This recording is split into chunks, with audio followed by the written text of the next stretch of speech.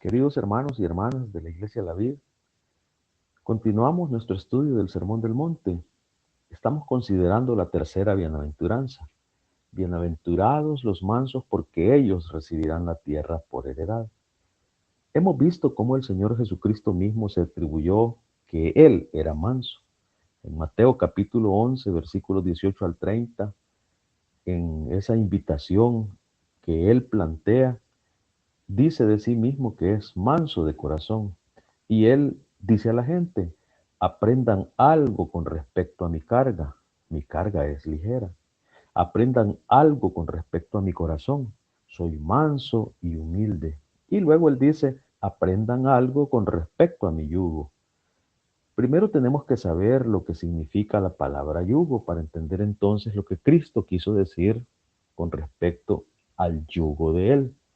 El yugo realmente no era una carga, sino que un instrumento que permitía que un animal, como por ejemplo el buey, moviera una carga pesada. No sé si han visto ustedes alguna vez un buey que arrastra una carreta en la cual hay mucha carga. ¿Cómo podría cumplir su función si no tuviera el yugo? ¿Podría moverse la carga empujándola con la cabeza o frotándose contra ella y empujándola por la calle? Así entendemos para qué sirve el yugo. El yugo entonces permite que el buey controle su fuerza de tal manera que se le hace fácil mover su enorme carga. Ahora bien, si volvemos a la ladera de la montaña donde Cristo enseñó acerca de la mansedumbre y miramos hacia abajo, allá donde están las multitudes de personas con incontables problemas, nos damos cuenta de lo que enseñó nuestro Señor Jesucristo en esta tercera bienaventuranza. Es como que Él haya dicho: ven la multitud de allá abajo.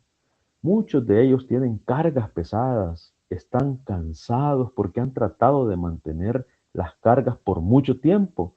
Lo que realmente necesitan es mi yugo.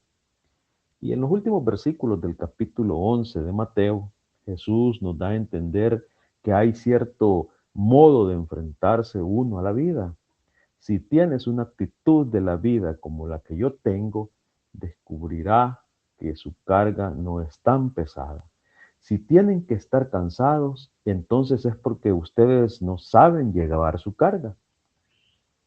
Él simplemente quería que tuviéramos la misma actitud que Él tuvo hacia la vida.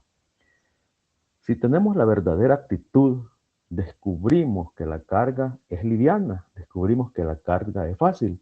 Él quería que los que estaban con él en la ladera de la montaña entendieran que los que estaban abajo sufrían porque no sabían cómo llevar la carga, cómo soportar los problemas. Los militares dirían: no sabían manejar el equipo. Lo que Jesús quiere decir es lo siguiente: si ustedes aceptan mi escala de valores, si aceptan mis actitudes, si aceptan las disciplinas que les quiero enseñar, aprenderán algo con respecto a mi carga que es liviana. Verán que mi corazón es manso y que quiero hacer la voluntad de mi Padre.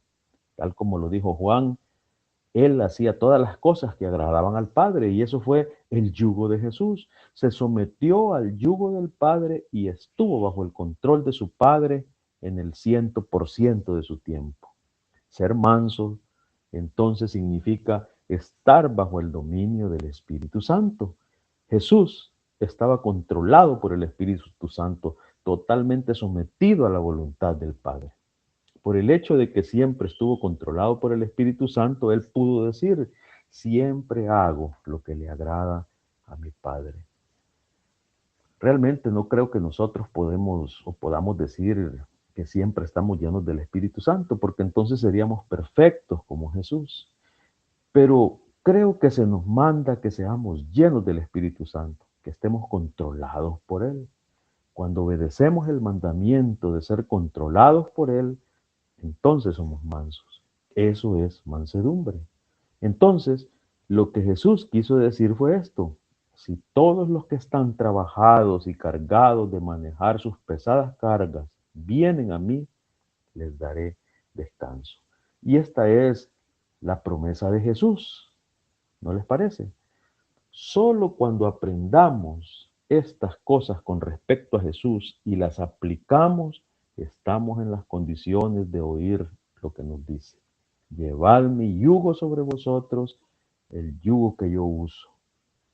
Cuando cumplimos estas condiciones, podemos decir que hallamos descanso para nuestras almas, y eso es lo que Cristo quiso enseñar a través de la tercera bienaventuranza. Bienaventurados los mansos, porque ellos recibirán la tierra por heredad. Antes de continuar, acompáñenme por favor a reflexionar brevemente sobre la palabra bienaventurados en la Biblia. En algunas versiones se usa la palabra felices, felices los mansos. También se usa la palabra prósperos o ser espiritualmente prósperos. Esto no significa, por supuesto, abundancia de bienes materiales. En el libro de Jeremías nos dice que cuando Dios envió al pueblo de Israel a la cautividad durante 70 años, ese fue un tremendo castigo y un periodo muy difícil de sus vidas. Cuando estaban a punto de iniciar esa marcha de muerte hacia Babilonia, Dios envió mensaje por medio del profeta Jeremías, y lo hallamos en el capítulo 29 de su libro. Porque yo sé los pensamientos que tengo acerca de vosotros, dice Jehová, pensamientos de paz y no de mal, para daros el fin que esperáis. Entonces me invocaréis y vendréis, y me buscaréis y me hallaréis, porque me buscaréis de todo vuestro corazón, y será hallado por vosotros, dice Jehová, y haré volver vuestra cautividad, y os reuniré de todas las naciones y de todos los lugares a donde los arrojé, dice Jehová. Yo os haré volver de donde os hice llevar. Después de 70 años, regresaron y eran mejores personas como resultado de su experiencia de cautividad. Toda esta experiencia les enseñó lo que necesitaban, y eso es lo que significa próspero, es decir, espiritualmente próspero. Las personas que son espiritualmente prósperas son las pobres en espíritu, los que lloran, los mansos.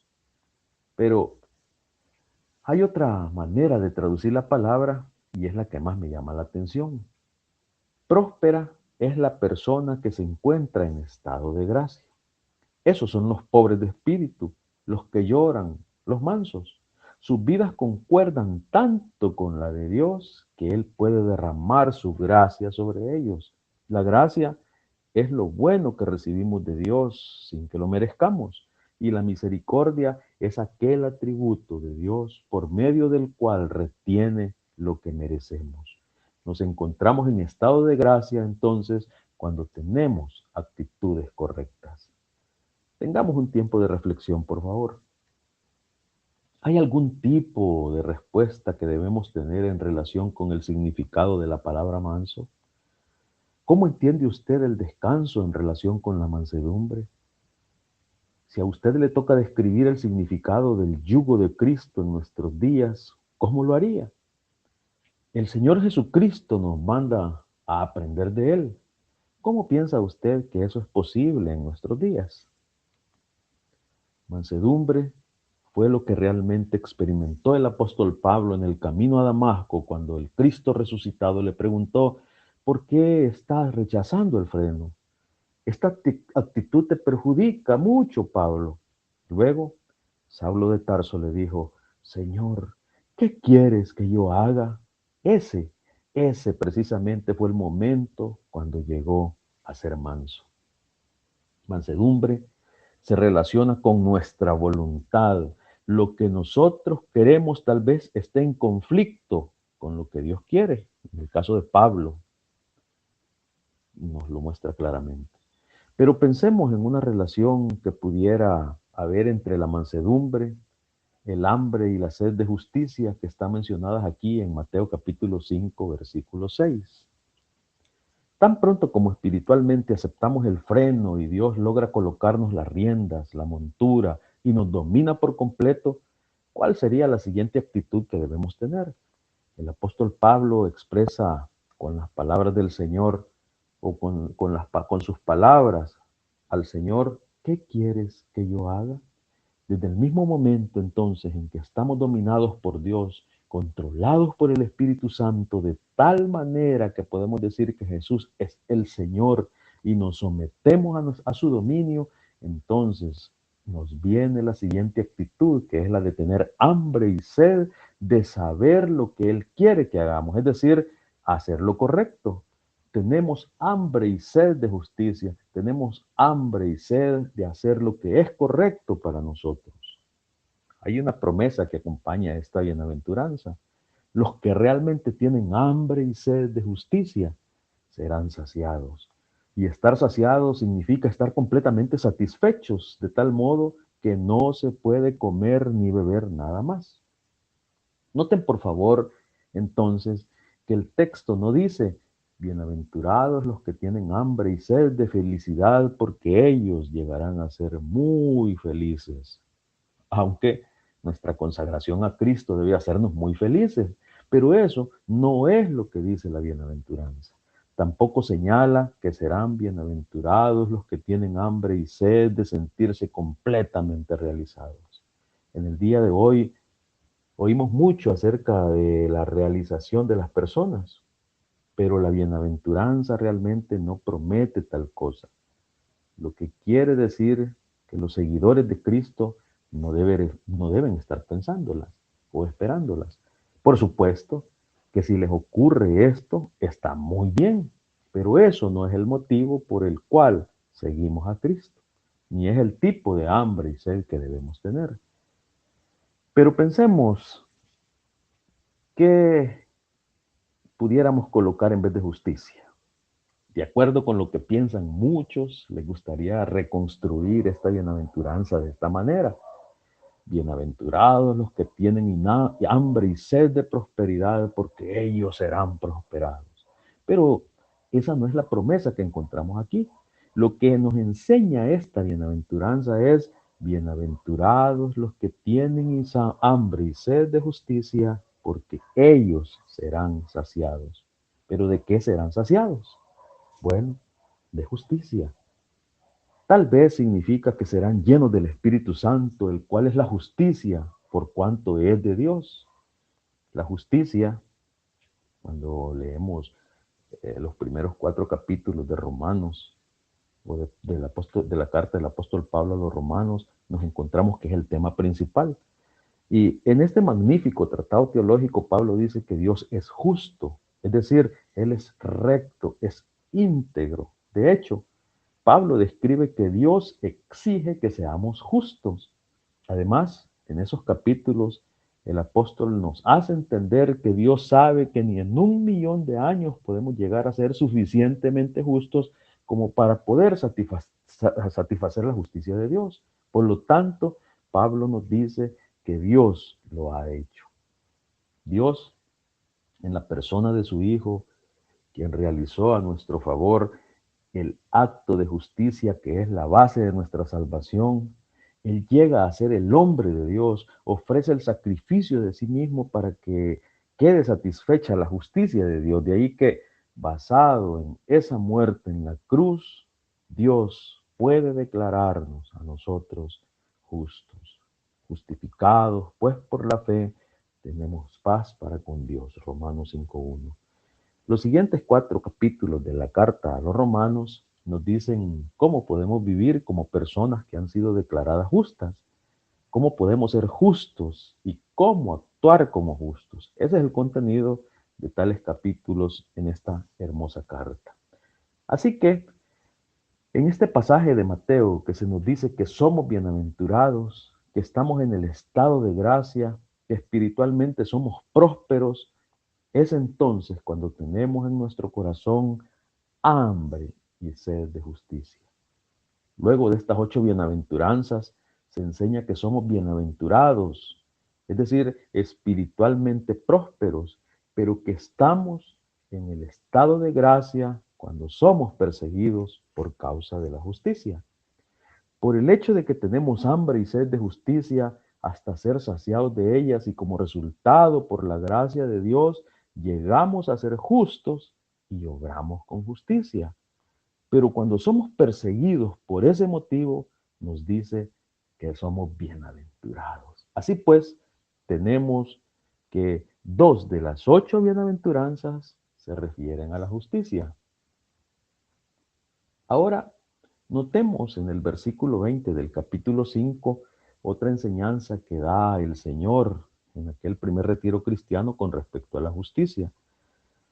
Porque os digo que si vuestra justicia no fuera mayor que la de los escribas y fariseos, no entraréis en el reino de los cielos. La pregunta, ¿eran justos los escribas y fariseos? Bueno, tenían cierta clase de justicia, pero había un choque frontal entre su concepto de justicia y el que tenía Jesús. La de ellos era externa, querían aparecer como justos externamente. Ellos sacaban una trompeta, que realmente era un pequeño cuerno, se colocaban en una esquina en donde hubiera bastante gente, quizás a mediodía, y la tocaban. Cuando la gente volteaba a ver de dónde salía aquel sonido, ellos jactanciosamente dejaban caer una moneda en la mano de algún mendigo. Jesús dijo que ellos hacían esto para ser vistos de los hombres. Querían que la gente pensara que ellos eran justos. También oraban en la calle al mediodía porque querían dar la apariencia de que eran justos o piadosos. Su justicia, pues, era externa. Y Jesús les dice a sus discípulos que la justicia de ellos no debía ser externa, sino interna. Jesús insistió en que la justicia de los discípulos debería ser vertical y no horizontal. Mas tú cuando ores, entra en tu aposento y cerrada la puerta, ora a tu Padre que está en secreto, y tu Padre que ve en lo secreto te recompensará en público. Ora a tu Padre. Tu justicia o tu piedad debe ser vertical, no horizontal. La justicia de los escribas y fariseos debemos clasificarla o calificarla de legalista.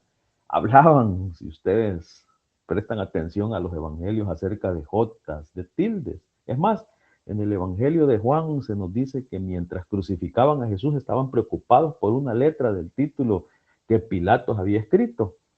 A esto podemos llamarlo la letra de la ley de sus sacramentos, de sus liturgias. Es decir, era una justicia legalista, no una justicia espiritual. Debemos entender entonces que Jesús siempre quiso ajustarse al espíritu de la ley y no a la letra de ella. Él intencionalmente quebró esa clase de ley en una ocasión cuando quiso enseñar esto. Por ejemplo, cuando sonó al hombre allá en el día de reposo y ellos objetaron, él les dijo, el día de reposo fue hecho por causa del hombre, no el hombre por causa del día de reposo. Además de la justicia de ellos, que era más que todo tradicional, se basaba en muchas normas y reglamentos que ellos habían arreglado o agregado a las escrituras. Él les enseñó que la justicia de sus seguidores debía ser excepcional. A menos que su justicia superara a la de los escribas y fariseos, no entrarían en el reino del cual les estaba hablando. Él insiste que la de los discípulos debe ser una justicia de relación. Imagino que el contraste real entre la justicia de los escribas y fariseos y la justicia de Jesús está en que según Jesús, la justicia de ellos era hipócrita. En el lenguaje original, la palabra hipócrita significa cara falsa.